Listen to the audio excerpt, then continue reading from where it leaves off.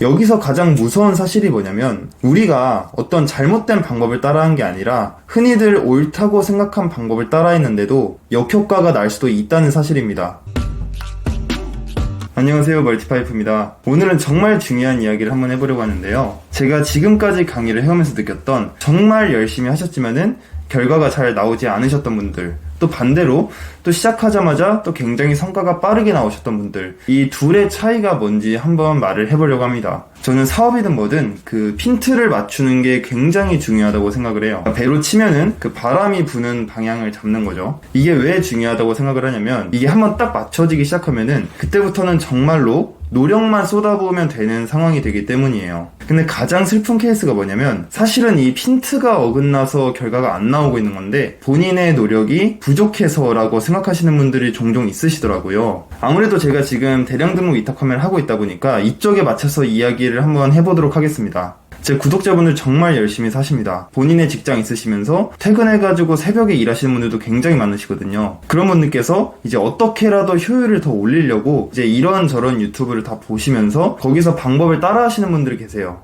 근데 결론부터 말씀드리자면은 함부로 그러시면 안 됩니다. 왜냐면 그 성공이라는 그 하나의 결과 안에는 굉장히 많은 변수들이 엮여있기 때문이에요. 근데 이 중에서 일부만 떼와서 내게 적용을 시킬 때는 이게 정말로 나의 업계에도 통할지, 그리고 우리 업계에서의 내 방식에도 적용이 될지 반드시 생각을 하고 가져오셔야 됩니다. 예를 들어 상품명을 짓는다고 생각을 해볼게요. 어떤 유튜버가 중소형 키워드가 좋다고 말을 했어요. 중소형 키워드가. 그래서 우리는 그것을 따라 했습니다. 근데 결과가 좋지 못했어요. 만약에 결과가 좋지 못했다면은 왜 좋지 않았을까요? 답은 간단합니다. 그 사람은 대량 등록 유튜버가 아니었기 때문이에요. 상품이 팔려 나가는 메커니즘이나 세부적인 전략들은 사람마다 굉장히 다릅니다. 같은 업계에서도 사람마다 갈리는 게 전략이에요. 하지만 그 전체를 보지 못하고 어떤 유튜버나 또 어떤 사람이 사용하는 일부 전술만 가져와서 내게 적용을 시킨다면은 먹히지 않을 가능성이 굉장히 높습니다. 이건 마치 내가 마라톤 선수인데 단거리 육상 선수의 훈련 프로그램을 따라하는 것과 똑같다고 보시면 돼요.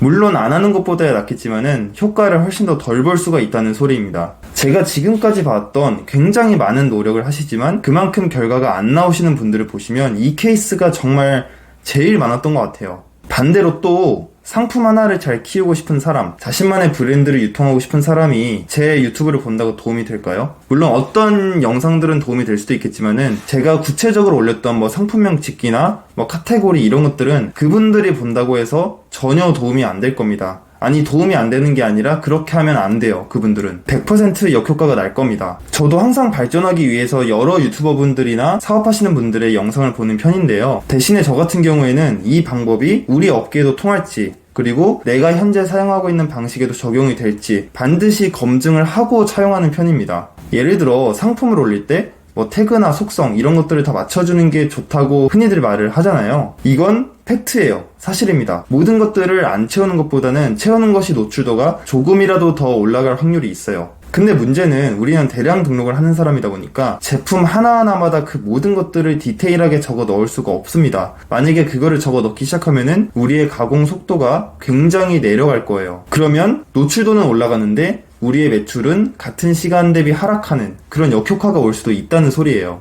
여기서 가장 무서운 사실이 뭐냐면 우리가 어떤 잘못된 방법을 따라한 게 아니라 흔히들 옳다고 생각한 방법을 따라했는데도 역효과가 날 수도 있다는 사실입니다. 옛날에 스마트 스토어 1일 1 상품 등록이 유행했던 적이 있었어요. 그럼 한번 생각을 해볼게요. 이 사람이 정말 1일 1 상품 등록만 하고 어떤 추가적인 마케팅 공부를 하지 않는다면, 본인만의 차별화된 전략을 연구하지 않는다면, 본인만이 소싱할 수 있는 상품을 위해서 뛰어다니지 않는다면은 과연 저를 이길 수 있을까요? 저는 하루에 1개가 아니라 100개씩 등록을 했습니다. 그리고 그 사람이 스마트 스토어에만 올릴 때 저는 우리나라 7대 오픈마켓에 전부 상품을 등록을 했었어요. 그럼 결과는 어떻게 될까요? 당연히 제가 이기겠죠. 그 사람은 1일 1 상품 등록을 할 때부터 저와는 다른 전략을 펼쳤어야 하는 거예요. 진짜 본인이 SNS를 기가 막히게 공부를 해본다든가 퍼포먼스 마케팅을 배우든 뭐라도 했었어야 되는 건데 그런 다른 것들을 전혀 하지 않고 1일 1 상품 등록만 하니까 저에게 있어 속도에서 뒤지게 되는 겁니다. 그러니까 한마디로 소량 등록의 전략을 택했으면서 대량 등록의 전술을 사용을 한 거예요. 그러니 아무리 노력을 하고 노력을 해도 성과가 미비한 거고요. 자, 그러면 어떻게 하면 이거를 구분할 수 있는 눈을 기를 수가 있을까요? 제가 경험했던 바로는 답은 한 가지밖에 없는 것 같아요. 내 업계와 내 일 방식에 대한 이해도 자체가 높아야 됩니다. 우리 업계가 어떻게 굴러가는지, 매출이 어떤 방식으로 발생하는지 이 메커니즘을 알고 있어야 다른 사람의 방식을 딱 봤을 때 이게 우리한테도 적용이 가능할지,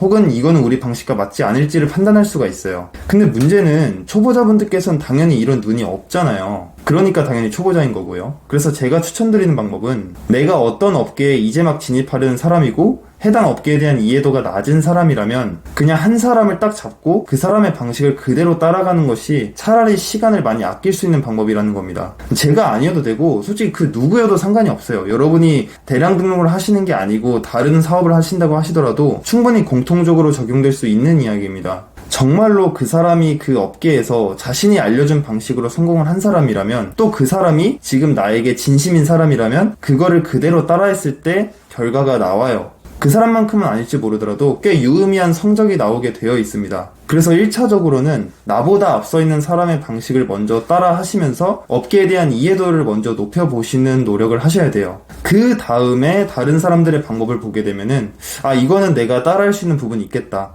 이거는 우리 업계에 조금 적용하기 어렵겠는데, 이런 것들을 판단할 수 있는 눈이 아마 여러분들께도 생길 겁니다. 저도 분명히 다른 유튜버분들의 노하우를 많이 흡수하면서 여기까지 온 케이스예요. 그 중에 그대로 차용한 것도 있었고, 혹은 변형해서 사용한 것도 있었고, 또 제가 개발해서 사용한 것도 굉장히 많습니다. 하지만 저조차도 처음에는 그냥 나와 있는 그대로를 따라하면서 하려고 노력을 했어요. 왜냐면 뭘 모르니까요. 다른 사람들이 잘 닦아놓은 포장 도로가 있는데 굳이 처음부터 진흙탕에서 힘 뺄 필요는 없다고 생각을 합니다. 포장 도로에서 연료를 잘 아껴 놓으셨다가 내가 봤을 때 여기보다 더 좋은 도로가 있을 것 같으면은 그때 연료를 다 쓰셔도 돼요. 우리가 피타고라스보다 똑똑하지 않지만 미적분을 사용할 수 있는 이유는 그저 배웠기 때문입니다. 저도 사업을 하기 전에 굉장히 우왕좌왕하던 시기가 있었어요.